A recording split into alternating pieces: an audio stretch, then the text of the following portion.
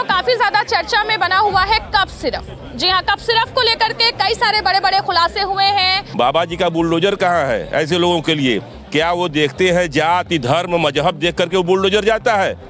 कि cup syrup का मामला ये अपराध की श्रेणी में है।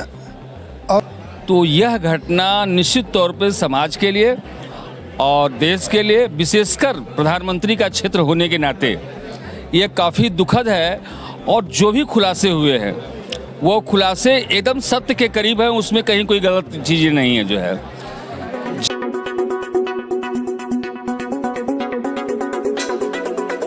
नमस्कार दोस्तों, मैं हूँ खुशरंगीना और आप देख रहे हैं जयदेश न्यूज़। जयदेश न्यूज़ में आज का जो हमारा टॉपिक है, बनारस में इन दिनों काफ़ी ज़्यादा चर्चा में बना हुआ है कप सिरप। जी हाँ, कप सिरप को लेकर के कई सारे बड़े बड़े खुलासे हुए हैं। कई सारे जो है, कल शुभम जायसवाल ऑनलाइन भी आए हैं, उन्होंने भी कहा कि ये जो उनके ऊपर इल्ज़ाम लगाया जा रहा है वो झूठा है। वहीं बनारस की पुलिस फोर्स पूरी तरीके से एड़ी चोटी का जोर लगा रही है कि इस गुत्थी को सुलझाया जाए। इसको लेकर के पहुंच चुके हैं कचहरी परिसर में। जानते हैं अधिवक्ता क्या कहते हैं कप सिरप मामले पर। तो कप सिरप मामला को आप किस नज़रिए से देखते हैं? देखिए, कप सिरप मामला जो एक बहुत ही गंभीर मामला आपका है, क्योंकि ये बच्चों से जुड़ा हुआ है। हम बड़ों की जो बॉडी होती है एक बार किसी भी हानिकारक चीज़ों को एब्जॉर्ब कर सकते हैं, पर जो छोटे छोटे बच्चे उनको कप सिरप दिया जा रहा है आपके, उसमें ये है कि इसमें सबसे बड़ी जो लापरवाही अगर मैं मानूंगा तो एक तो दोषिता कार्य जो उन्होंने किया, शुभम जायसवाल का जो नाम आ रहा है, सिद्ध होगा नहीं सिद्ध होगा न्यायालय के निर्णय पर निर्भर करेगा।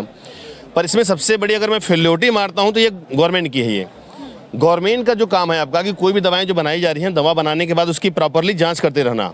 अगर स्टार्टिंग में दवा बना करके कंपनी ने उसको सही प्रमाण ले लिया सेलिंग करने के लिए मार्केट में, तो अगर दोबारा उस समय अगर हानिकारक तत्वों को बढ़ाया तो क्या सरकार केवल एक ही बार जांच करती है? किसी भी दवा को जो बनाया जा रहा है तो पर्टिकुलरली एक नियमित टाइमिंग पे उसकी लगातार जांच होती रहनी चाहिए, ताकि अगर कोई कंपनी अगर एक गलत सेंस से, गलत नीयत से अगर किसी दवा को स्टार्टिंग में अच्छा दिखा करके बेच दी, फायदा हुआ लोगों को, पर उसमें हानिकारक तत्वों को बाद में बढ़ा करके लगातार बेचने लगी जो है, तो उसकी जिम्मेदारी किसकी है? जितनी जिम्मेदारी कंपनी की है अच्छा रखना, उतनी जिम्मेदारी गवर्नमेंट की भी है। सिरप का जो मामला है ये कितना तूल पकड़ता है दिखाई दे रहा है? मैम, ये प्रदेश का सबसे संवेदनशील मामला है। आए दिन पर जो है टीका टिप्पणी हमारे बड़े बड़े नेताओं व अधिकारियों द्वारा होता चला जा रहा है। इसमें हमारी अधिकारियों से यही मांग है कि इसमें इसकी कमेटी गठित कर जांच कर जो सच्चाई है पूरी जनता के सामने अधिकारियों के माध्यम से होना चाहिए, ताकि जिस तरह के आरोप लगाए गए हैं इसका सही तथ्य पता चल सके हमारे आम जनमानस को। कप सिरप मामले को लेकर के क्या है? देखिए, बहुत गंभीर मामला है और यहाँ पर प्रधानमंत्री जी का संसदीय क्षेत्र है और यहाँ पर ये मामला पकड़ में आया है। राजस्थान में से शुरू हुआ, मध्य प्रदेश से शुरू हुआ और जो सप्लाई है वो विदेशों तो गई है और एसटीएफ ने कुछ गिरफ्तारियां की हैं और जांच चल रही है। और उसको अभी जो पुलिस जो है अपने जो इन्वेस्टिगेशन कर रही है उसको बाहर नहीं किया है मैं क्या क्या चीज़ें हैं उसमें, तो उस पर गहनता से हम लोग ज़्यादा कुछ नहीं कर सकते हैं। लेकिन जो भी दोषी हों, ये व्यक्ति के जीवन से जुड़ी हुई चीज़ें हैं, जो भी दोषी हों उनके ऊपर सख्त से सख्त कार्रवाई हो और प्रथम दृष्टया जो दोषी हों उनके ऊपर कार्रवाई होनी चाहिए। कुछ लोग भागे हुए हैं विदेश में और कल हम लोग सोशल मीडिया पर देख रहे हैं, इंटरव्यू चल रहा है, हुआ कि वो दुबई चले गए हैं, उनके पिता गिरफ्तार हुए हैं। बाबा जी का बुलडोजर कहाँ है ऐसे लोगों के लिए? क्या वो देखते हैं जाति धर्म मजहब देख करके वो बुलडोजर जाता है कि बड़ा सवाल अधिवक्ता बुलडोजर जाता है? क्या बुलडोजर वही कप सिरप ले लिया है? तो कार्रवाई हो, कड़ी कार्रवाई हो, बुलडोजर की कार्रवाई हो। जो लोग पकड़े गए हैं उन पर बुलडोजर की कार्रवाई हो। आय से अधिक संपत्ति जो बड़े बड़े हवेलियां बनाए हुए हैं, कहाँ से इतनी संपत्तियां आई, पूरी जांच हो। मेरा नाम राम नगीना सिंह एडवोकेट। जहाँ तक कप सिरप के संबंध में आपका आशय है, तो यह घटना निश्चित तौर पर समाज के लिए और देश के लिए, विशेषकर प्रधानमंत्री का क्षेत्र होने के नाते ये काफ़ी दुखद है। और जो भी खुलासे हुए हैं वो खुलासे एकदम सत्य के करीब हैं, उसमें कहीं कोई गलत चीज़ें नहीं है जो है। जिन लोग सत्य के करीब का आपका मतलब क्या? सत्य के करीब का मतलब ये है कि चूंकि हम अधिवक्ता हैं जब तक कोई चीज़ें विवेचना में कन्फर्म ना हो जाए तब तक किसी को ये नहीं कहा जा सकता, दोषी नहीं कहा जा सकता।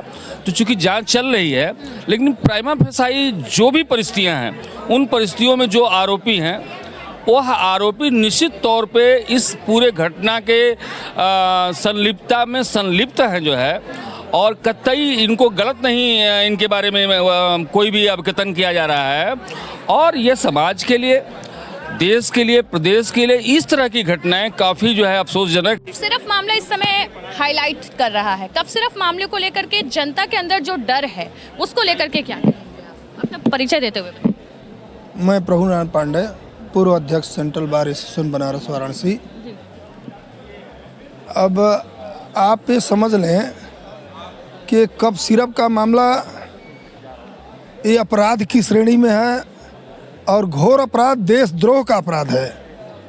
ऐसे अपराधियों को जो भी इसमें इन्वॉल्व हों, चाहे छोटे हों चाहे बड़े हों, जो भी हो, उसके खिलाफ देशद्रोह का मुकदमा चलना चाहिए और देशद्रोह के दंड से दंडित होना चाहिए। तो कल शुभम जायसवाल ने भी आकर कहा कि हमारे ऊपर झूठा इल्जाम लगाया है। कोई अपराधी अपने को अपराधी नहीं बताता है, सब लोग बताते हैं हमको गलत ढंग से फंसाया गया है और हमारे खिलाफ साजिशन फंसाया गया है। लेकिन अपराधी अपराधी होता है और उसकी जांच हो रही है। जांच में जो भी लोग आए उनके खिलाफ दंडित किया जाए। और आप ये सुने, एक मिनट मैम आप बताइए, नहीं भटका नहीं मैम, मैं ये टॉपिक मत भटकाइए, टॉपिक मत भटकाइए। हमारे एक मिनट कब सिर्फ कब सिरप हाँ रुके लड़िए मत कब से हमारे भैया सुन आप समझिए। देखिए, मैं ये कहना चाहूँगा जनता के माध्यम से कि इसमें जो है मुद्दे से भटका ना जाए, सपा भाजपा ना किया जाए। जनता होती है। अगर किसी के घर का बच्चा मरा है, किसी घर का बुजुर्ग मरा है, उसके माँ से पूछिए, वहाँ ये राष्ट्रीय क्षति है, उसके माँ से पूछिए और उनके पिता से। ये बताइए, हमारे आदरणीय नरेंद्र मोदी जी, आदरणीय हमारे सीएम साहब, क्यों अखिलेश यादव और मोदी जी को भाई साहब से बोली है आप देखिए प्लीज, इसमें सपा भाजपा और बसपा ना करे, कोई भी ना करे। ये सामान्य जनता की बात। ये देश ही इसको सपा बसपा से न करके 10 साल से भाजपा की सरकार है, जिसकी सरकार है दोषी वो माना जाएगा। उसको जांच ईमानदारी से होनी चाहिए, ईमानदारी से होनी है। कह रहे हैं कि इनका कुछ अलग ही रहे, आप सहमत हैं? अब एक बात बताएं, अभी आज तक जनता में जो विश्वास है डॉक्टरों के प्रति, वकील के प्रति, दवाओं के प्रति, ये विश्वास धीरे धीरे उठता जा रहा है और ऐसा नहीं होना चाहिए। ये देशद्रोह का मुकदमा है, देशद्रोह का केस चलना चाहिए इन लोगों के खिलाफ। और ना तो इसमें अखिलेश दोषी है, न योगी दोषी है, कोई दोषी नहीं है। दोषी तो इस समय की वर्तमान सरकार है। इन अभी बुलडोजर कहाँ गया? अभी तक तो बुलडोजर चल बुलडोजर कहाँ गया? बुलडोजर कहाँ गया? किस चीज का बुलडोजर? बुलडोजर आ रहा है, बुलडोजर आएगा, तेल भरा रहा, अभी सिरप पकड़ा जाए। और दूसरी चीज सुन लीजिए, बुलडोजर का तेल खत्म हो गया है। क्यों? 10 साल में सो जाती है। सुनिए सुन लीजिए, बुलडोजर का 10 साल में कोई अधिकारी बड़े पदों पर नहीं गए हैं। ड्रग्स डिपार्टमेंट के जो अधिकारी हैं, जो जिम्मेदार अधिकारी हैं, उनकी भर्ती हुई है मुलायम सिंह के समय। उनकी सरकार माफियाओं को चुन चुन के मार रही है। वर्तमान सरकार ही पकड़ के ले आ रही है, वर्तमान सरकार ही पकड़ के ले आई है। जो वो कौन जायसवाल का पिता जो कहां से पकड़ के लाया गया है, और भी कौन से लेके आए हैं, इसका कहीं सराहना नहीं किया जा सकता है। जो कप सिरप के लोग हैं, इसमें एक शुभम जायसवाल की बात नहीं है, एक प्रशांत उपाध्याय भी है, कोई उधर का, एक कोई और है, कोई विकास नार्वे है, जिस पर कार्रवाई होनी चाहिए। शुभम जायसवाल सही बोल रहा है। सुनिए मेरी, शुभम जायसवाल बिल्कुल ही गलत बोल रहा है। 2000 करोड़ का व्यापार ऐसे नहीं होगा। इसमें जो रुक जाइए भैया, मुलायम सिंह यादव के समय के सरकार देख लिए भ्रष्टाचारी अधिकारी, देखिए सब अगले ये देखिए, अच्छा एक मिनट, ये देखिए,